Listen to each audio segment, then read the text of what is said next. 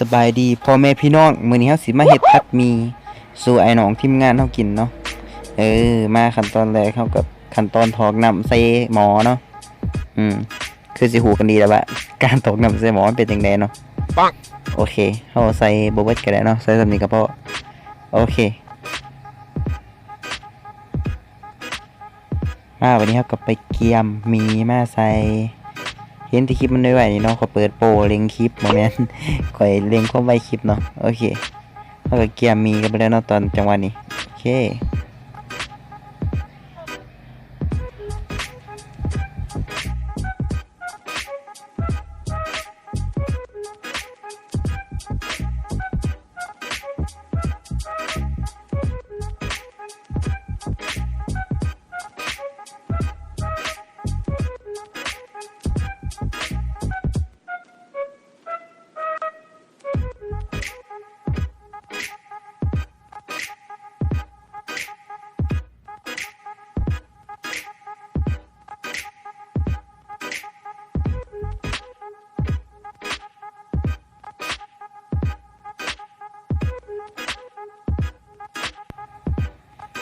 โอเคบัดนี้เราก็สิไปเกียมเครื่องปรุงกันเลยเนาะโอเค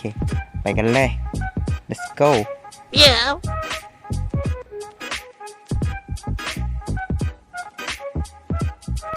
โอเคมาหอดขั้นตอนนี้เราก็สิมาเอาของปรุงเนาะเกียมเครื่องปรุงว่ามีข้างนอก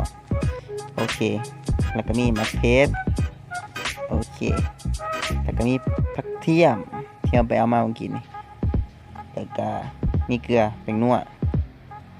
โอเคมาวันนี้เราก็สิ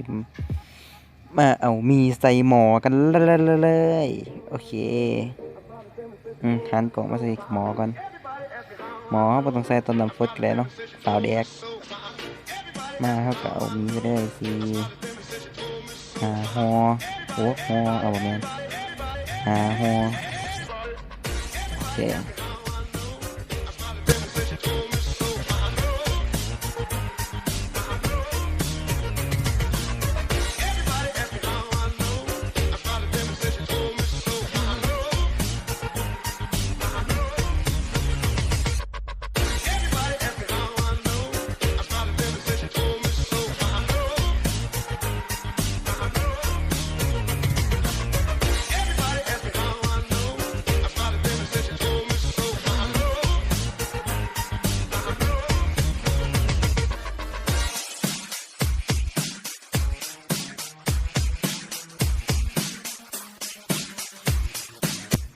โอเคหลังจากนี้เราได้มีมาแล้วเราก็เกียม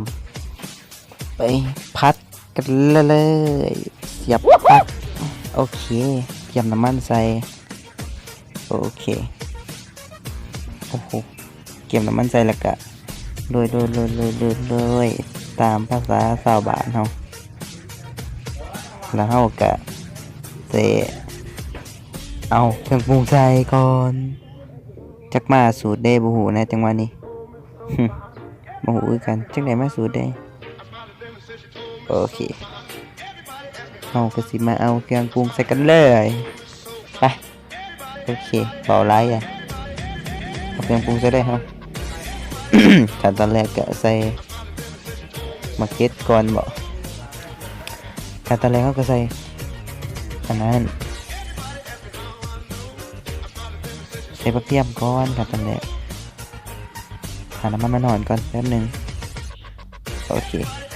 แล้วกลับมาจมอีกกินข้าวกินน้ำระบอทุกคนแซ่บป่ะแซ่บเนาะโอเค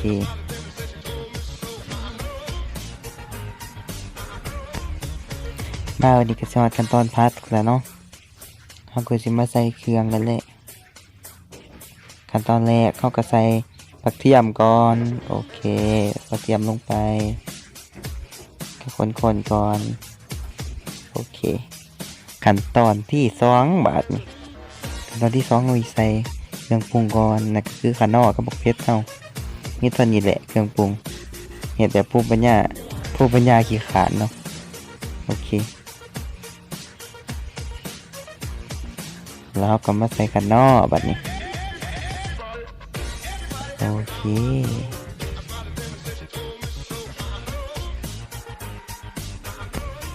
มาหอนี้แล้วก็เอามีใส่แบบ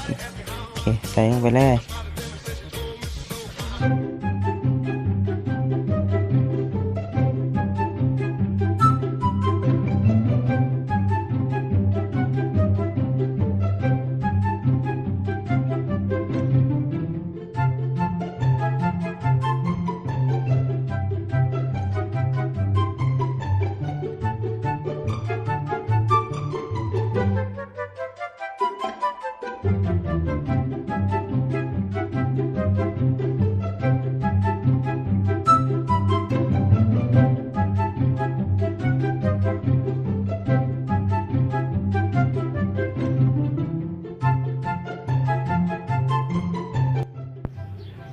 โอเคมาหอนี้ก็แล้วเนาะ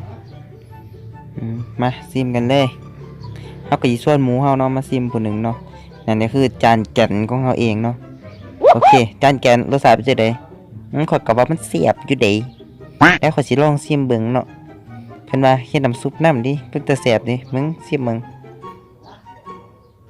โอ้ยแซ่บอีหลีเพิ่นว่าโอเคสุดท้ายแล้วก็จบคลิปแล้วก็เด้อบ๊ายบาย